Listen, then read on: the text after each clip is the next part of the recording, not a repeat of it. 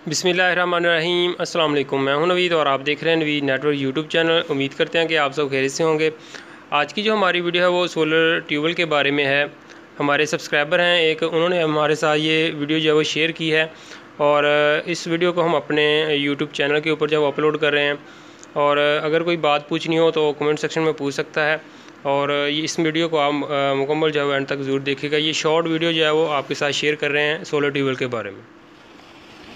बिस्मिल्लाहिर्रहमानिर्रहीम। जनाबे अली असें अज 17/5/2021 इलाका साना जनाब मोटर चलाइए 5-6 का पक्का है, 7.5 मोटर इस्तेमाल की, सील लैन की मोटर है। यह जनाब बड़ा कमाल बेहतरीन रिजल्ट आ गया। सही प्रैशर ना पानी जड़ा नहीं साड़ी तोको तो माशाल्लाह बेहतर रिजल्ट आ गया है।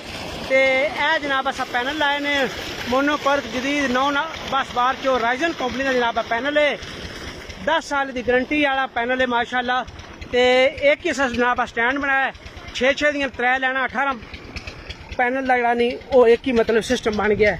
साडा स्टैंड जरा वड्डे गार्डर इस्तेमाल करके 18 फुटे अगे सपोर्टा भी लाइया ने और दूसरी साइडा ते लाइया ने ताकि कोई यकदम प्लेटा पाउन ते कोई मसला ना बने। यह साडी वो मतलब गाटा है जिहदे मतलब बड़ा भारी किस्म का फेरा पैप फाउंडेशन है जिहड़ा 1 फुट चो 8 किलो होंदा है।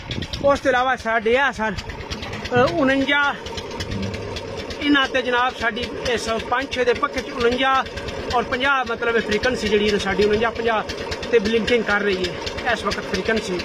ते साडी मोटर लै रही जनाब 12.5 तो भी उत्ते अंपेयर जा रहा है।